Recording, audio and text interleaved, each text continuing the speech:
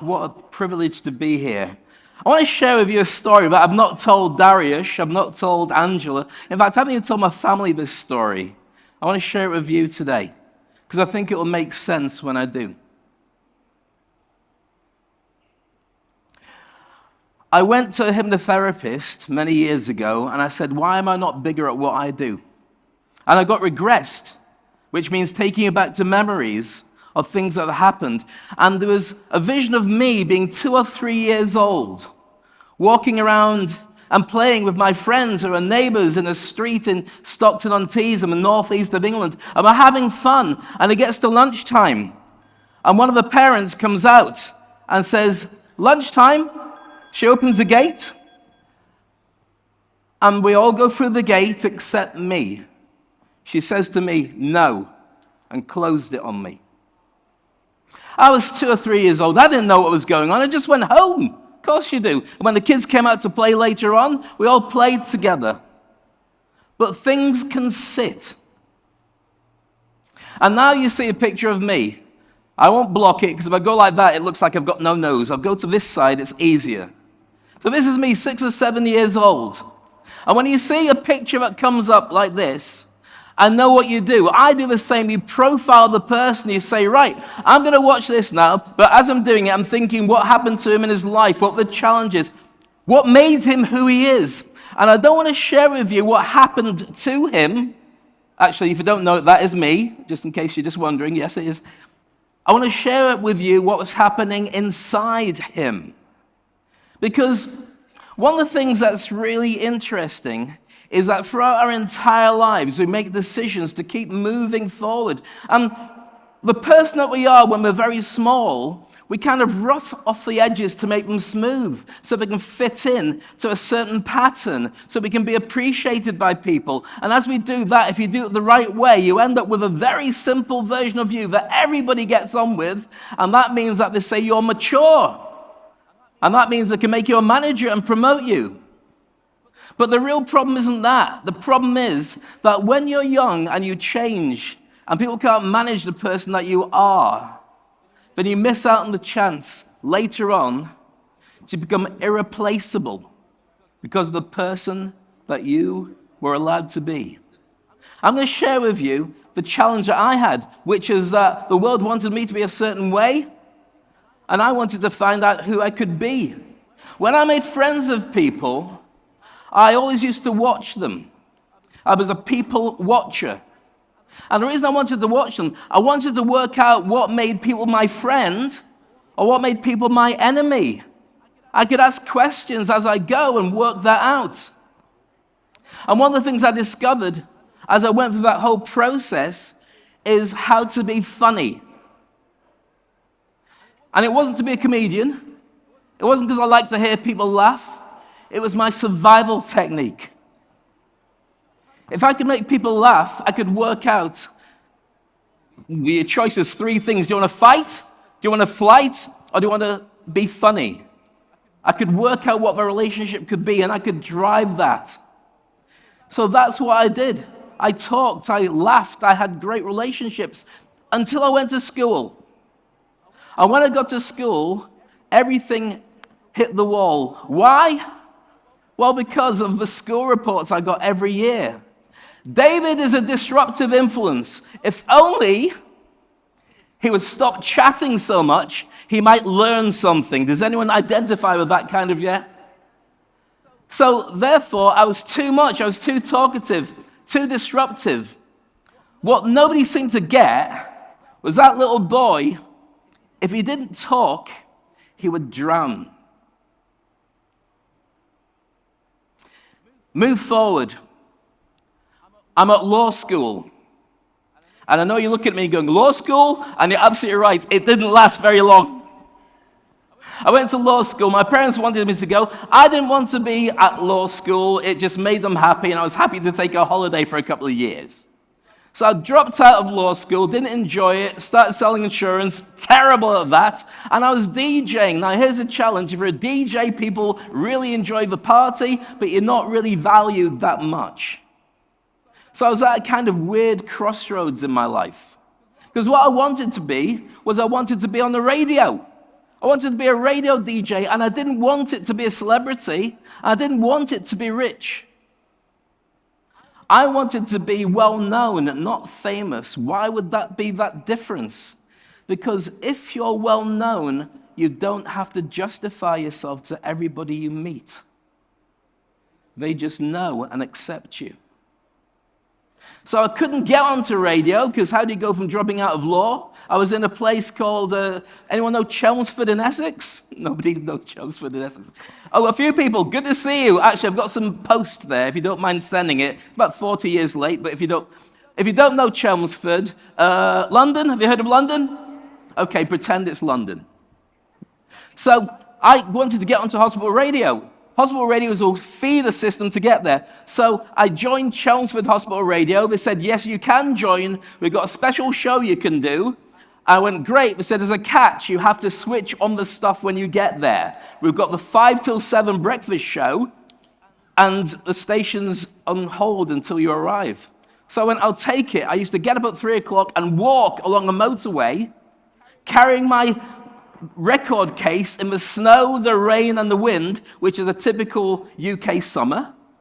I'd get there, I'd switch on everything, I'd do the show, and get zero feedback. Now, why would that be? It's hospital radio. People are ill. They're sleeping. They're not listening to me. The only sound they want to hear is a beep, beep, beep, which says you're alive. They do not want to hear. That was Madonna, and next up's Kajagoogoo. Nobody should hear Kajagoogoo next. So anyway, the only time that somebody actually waved to me was on the way back home. I was walking in the dark, the sun would come up, and that was my wave. And so what would happen is I'd do that, and I did it for a number of months, until one of my friends from a DJ place, a nightclub where I was working, one night came to me and said, Dave, you shouldn't be here, you should leave town. I said, why? He said, I've booked you in for an audition to go to the holiday resorts to learn to be an entertainer properly. I said, I've got friends in town, I've got relationships. I don't want to go anywhere, I want to stay here. But the problem was, it was an adventure, but I was I was scared. What if I jump and go flat and it's worse than the world I'm in right now? But he persuaded me, and eventually I took it, went to the audition, I jumped, and I grew wings on the way down. I nailed the audition, I got the job, and I went off to the holiday resorts. Move forward now. Years later, I'm in the UK, back up north. I'd been working for the BBC on radio. I'd won a reality TV show, and life's still not giving me what I really want out of it. So I made a decision. Jump and grow wings, I moved forward on something very different. I came to Dubai, the UAE, 30 years ago. And why did I come here? You see, the point of this talk is not to get you to reinvent yourself. I want you to know that the version of you that's like this inside you goes quiet. And if you don't tell them it's okay, they go quiet forever. When I got to Dubai, nobody knew me. No history, no past, but I had a new country with new opportunities to reset who I was and choose to be the version that I wanted to be. So who did I want to be? I started like that. I tapped into a brand new world and made connections and made friends. And it's one of the most beautiful places in the world. That's why I've been here for such a long time. And as I went through this experience, I want you to move a little bit further forward to understand that my confidence, my ability to entertain, all the things I've done, they're only really recent. Why is that? Well, very simply, because when I turn the clock back and turn it forward, after the pandemic, and for everybody who suffered and got challenged during the pandemic, I feel for you. Many people, it was just a holiday at home. But for those of us who worked in entertainment or a similar industry, it was 2 years of no income for my family. No school fees, no paying bills. You were going out every day online to create a world where clients will work with you. And at the end of that, I had a challenge. The massive challenge was, as work started coming back in again, I had anxiety. I had depression. I didn't even know I had those things. So I had to ask myself some questions. How am I going to get through this challenge? What part of me is able to fix and get back into work and take on this brand new world?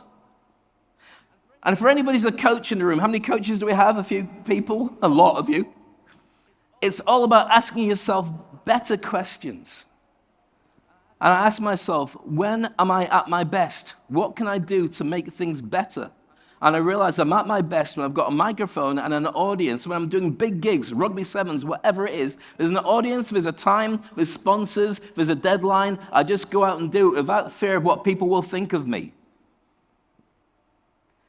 And so I tapped into that version of me, because the Dave Crane that was there before wasn't ready. He was broken, like people come back from a war zone. And I called that version of me Max. And Max saved me. Max saved my family. This is Max on stage now. But do you know where Max was first? That's Max. I didn't realize until later on that throughout my entire life, the only time I had permission to talk and do stuff was I was on stage. And that version of me, that little lad there, he would step up, perform, entertain, and then go back down to make sure that everything was accepted in the way that it should be. I heard a phrase from a really smart person, much smarter than me, who said that when you're 20, you're worried about what everybody will say about you behind your back. How many people are 20? Ish. Okay. Or not admitting it. When you're 40, how many people are around 40, between 20 and 40? Oh, that's a bit more honest now. You don't care what people say about you behind your back. But when you turn 60, you realize that nobody was talking about you behind your back anyway. Because they don't care. They've got their own little world. You're carrying stuff that the world will never appreciate. So why don't you stop doing that and find the inner version of you that can rock the world? Because when I realized that that was the case, I stepped into a much happier and easier version of myself. And as I step forward and look around the room, and I can see the faces looking back at me now, I see not the different age groups I talked about. I see people who've got a version of them that's just like this. A version that everyone said, shh, you'll never make something of yourself unless you fit into that certain hole, that category, like everybody else is doing. And I can tell you that person in all of you is ready to jump and grow wings on the way down. There's a message. There's a message that they want me to give you on their behalf. Because you've worked so hard your entire life to get to be the gladiator you are right now. They've watched it. They're so proud of you. And they want to say thank you for protecting me. So give yourselves a round of applause for the amazing job you've done. We all have the chance to be something. And I don't want to say reinvent yourself and find a new identity. You don't need it. You've got it inside you. There's a side of you that's waiting to make some noise, make some choices, make some changes, and all they need is that microphone, that platform, and your permission to shine. Gladiators, I salute you. Darius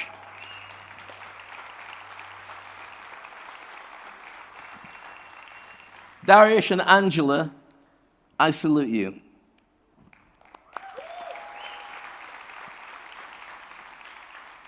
And Max,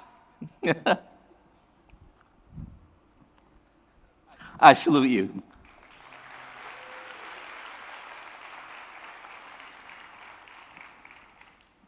Thank you.